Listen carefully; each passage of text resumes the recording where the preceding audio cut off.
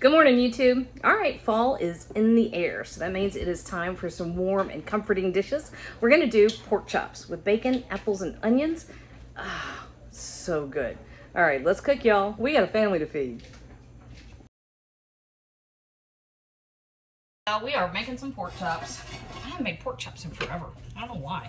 You ever do that? You go through periods where you just don't make something for a while, and then suddenly you're like, oh yeah, I know how to make this great thing. You get busy. Okay, so all I did, I had about 10 pieces of bacon, diced them up, browned them off over here in my battle pan. Just a big non-stick, good Lord. All right, and this is my SOS. So this is salt, pepper, onion powder, garlic powder. And I make this stuff up. Actually, I think Levi made this batch. We use the same stuff. I started mixing it ahead of time, I think over a decade ago. We call it SOS, same old stuff, save our supper, same old seasoning. You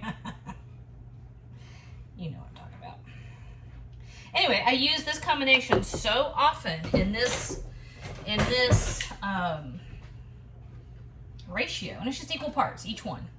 That I just mix it up ahead of time, and it saves me a bunch of time, and it's delicious. And when I'm teaching the kids how to make something, I'll tell them X amount SOS. All right, not technically supposed to crowd your pan. I'm gonna crowd just a touch.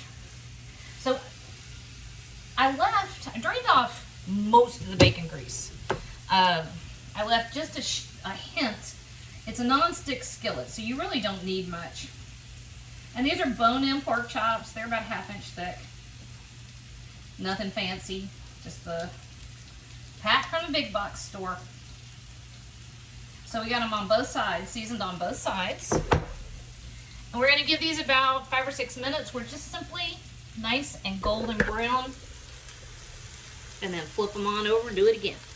And here's what here's what you're looking for. I couldn't tell if I was filming or not. All right, see this? See that? Perfect. All right, when they're at this color, you're gonna flip them over. And just a few more minutes on the other side, okay? You don't have to get them absolutely cooked through. These guys are a little pale, but I'm gonna pretend that they're not. You don't have to get them absolutely cooked through because we're gonna warm them back up in the sauce, and you want to make sure they don't get too tough. All right, now we're going to add 2 teaspoons of dried thyme. If you have fresh thyme, knock yourself out. I'm out. I didn't want to go to the store. And about ½ teaspoon of red pepper flake. Here we go. All right, a couple more minutes. Here we go. I am going to pull our pork chops. Let's see. Perfect. See the color? Nope, I'm way far away. See the color? All right. So we got that pretty color on both sides. See? So we're just gonna set these over here for a minute because we're gonna do our next step. Well, if you can pick them up. Or they just flop around the pan. Great, okay. Perfect. Hello. Hola. How you doing, handsome? Okay, so now I've got, actually I have 2 kinds of apples. I've got a couple of small Granny Smith apples, and then I've got a big fat Honey Crisp. My favorite apples to cook with are Macintosh and John of Gold apples. It's still a little early, and get out of my bacon. No, this is the good bacon. I know it's a good bacon.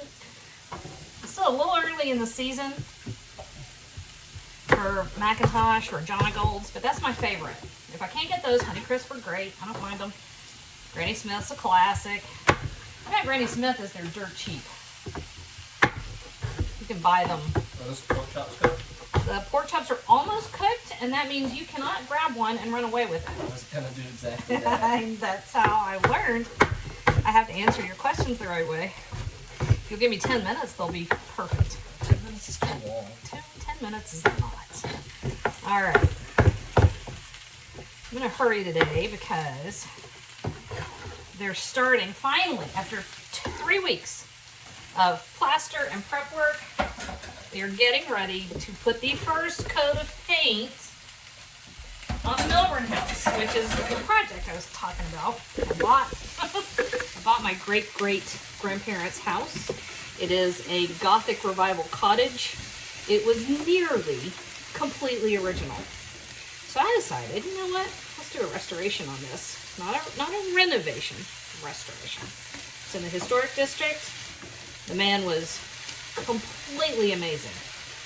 His father started it. His father was an abolitionist, did circuit riding as a Methodist minister through the hills and the hollers all through East Tennessee. If you needed to get married or buried, he was your man. And he preached abolition all through the hills. And the Civil War broke out and he got captured by the Confederates.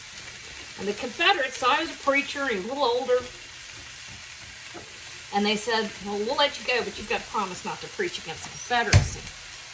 So he agreed. He said he would not preach against the Confederacy. And he kept his word. He was a man of his word. So he just went and raised his own regiment.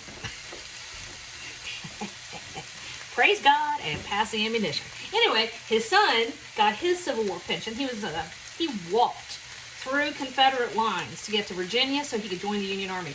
And he got his pension after the war, and he bought this property where I just bought. So, pretty cool. Turned out, he got elected to the Tennessee State Legislature and he was in the legislature when the United States passed the 19th Amendment. And of course, Tennessee was the deciding vote for the 19th Amendment. And his daughter was a suffragist. He was a suffragist. She was a suffragette. She was amazing. She was a flapper. She smoked cigarettes with big old long filters on them. She was very glamorous. Okay, anyway. All right, so I'm going over there because they're finally getting ready. We've repaired all the plaster. We have fixed the ceilings. We have pulled up to 12 layers of wallpaper off the walls. And I'm going over there because they're putting the first coat of paint on. I cannot stand it. 3.5 weeks. 3 weeks, 3.5 weeks. Okay, so here we go. My video just stopped dead for a minute. I don't know why. Okay, so these have had about 5 minutes. They're starting to get soft. The onions are soft. The apples are starting to get soft. Very fragrant. I gave it a sprinkle of salt, just a little bit. That's about 4 ounces or so of white wine. That's a Pinot Grigio. Use what you like. All right, this just comes up to a simmer. And we're gonna let this have 2 or 3 minutes. We're just gonna let that wine reduce down.